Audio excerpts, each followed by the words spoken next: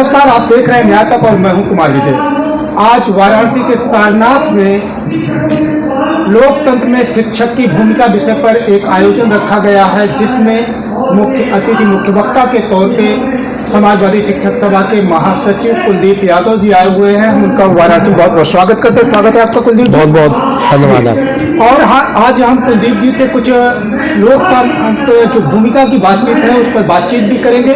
तो इस समय महासचिव जी लोकतंत्र पर किस तरह का खतरा देख पा रहे हैं कि लोकतंत्र पर कौन से खतरे हैं जिसकी चुनौतियों से आपको लड़ने की जरूरत पड़ रही है? देखो, समाजवादी शिक्षक सभा की राष्ट्रीय कार्यकारिणी के द्वारा पूरे प्रदेश में एक ये श्रृंखला के माध्यम से विचार गोष्ठी आयोजित कर रहे हैं और उन विचार गोष्ठियों में आज के वर्तमान परिवेश में जो चल रहा है पूरे देश में भारतीय संविधान के साथ, भारतीय संविधान के निर्माता के साथ और लोकतंत्र का जो मजाक उड़ाया जा रहा है, जो धज्जियां उड़ाई जा रही हैं, उसमें हम अपने शिक्षक साथियों के साथ बैठ करके उस पर चर्चा कर रहे हैं कि जो ये समाज है, शिक्षक समाज है, जो समाज को शिक्षित करता है, जो समाज को एक दिशा और दशा तय करता है, अगर हम अपनी भूमिका में, अगर जो देश में ये कुठाराघात चल रहा है संविधान पे, संविधान निर्माता पे, लोकतंत्र को खत्म करने का जो प्रयास किया जा रहा है, अगर हम शिक्षक नहीं चेतेंगे तो फिर इस पर कौन बोलेगा, कौन चेतेगा? तो कुलदीप यादव जी का कहना है कि जिस तरह से आज लोकतंत्र पर हमले चल रहे हैं, हमले लगातार बढ़ रहे हैं, उस पर अगर शिक्षक नहीं बोलेगा तो कौन बोलेगा? तो आज उसी शिक्षक के बोलने की प्रक्रिया को आगे बढ़ाते हुए शिक्षकों का एक पूरा समूह आज यहाँ एकजुट हुआ है, जो लोकतंत्र के हमले पर जो चुनौतियाँ, लोकतंत्र पर जो चुनौतियाँ दिख रही है उस पर बातचीत कर रहा। तो इस समय जो स्थिति है, अभी कुछ दिन पहले आपने देखा कि सदन के भीतर डॉक्टर अम्बेडकर तक को अपमानित किया गया। देश के गृह मंत्री अमित शाह ने अम्बेडकर अम्बेडकर अम्बेडकर कहा, जो बहुत अपमानजनक लगा। तो बहुजन समाज इसको किस तरह से देख रहा है? क्या डॉक्टर अम्बेडकर के संविधान को बचाने के लिए समाजवादी का संघर्ष जारी रहेगा या एक दिन के प्रदर्शन के बाद चीजें खत्म? देखिए, जो अमित शाह जी के द्वारा सदन में जो ये निंदात्मक ये जो प्रक्रिया अपनाई गई, ये ऐसे नहीं कि उनके द्वारा केवल खड़े होकर के डॉक्टर अम्बेडकर अम्बेडकर अम्बेडकर कह दिया गया। ये उनकी एक लेबोरेटरी है जो नागपुर में से संचालित है। वहां पर इस तरह के नारों को, इस तरह की जो विचारधारा है उसको उपजाया जाता है और फिर उसको पूरे देश में फैलाया जाता है। आपने पिछले देखा होगा, एक वहां पे उस प्रयोगशाला में नारा बना था कि बटोगे तो कटोगे, वो उसी संघ की जो प्रयोगशाला है उससे निकला हुआ था। और ये उन्होंने सदन में खड़े होकर कहा, ये जो आम जनमानस है, जो बहुजन समाज है, जो बाबा साहब को अपने भगवान की तरह पूजता है वर्तमान में, उनके दिलों को, उनकी भावनाओं को झकझोरा गया है। और ये ऐसा नहीं है, इनकी प्रक्रिया आज से नहीं, इनकी प्रक्रिया 2024 का चुनाव था उसके पहले था।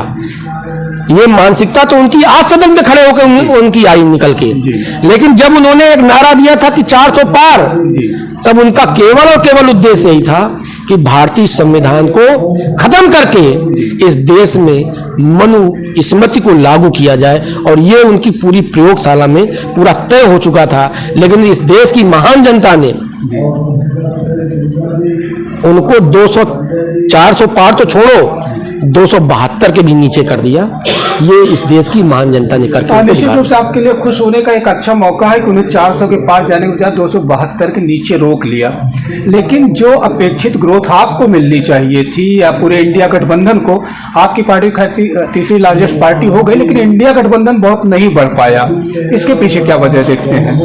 देखिए, ये लोग बहकाने वाले लोग हैं।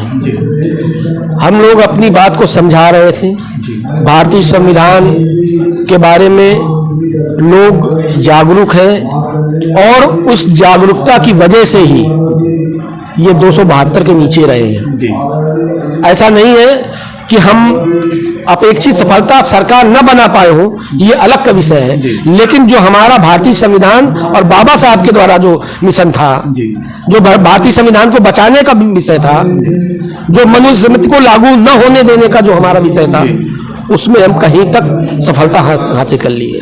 अच्छा, अभी जैसे आप मनुस्मृति पर बातचीत कर रहे हैं, अगर आपके संज्ञान में हो तो बनारस के BHU में 25 दिसंबर जो मनुस्मृति दहन दिवस है, उस पर 13 छात्र मनुस्मृति पर चर्चा कर रहे थे और उन्हें प्रशासन ने फैक्टोरियल बोर्ड से मिल करके जेल भिजवा दिया।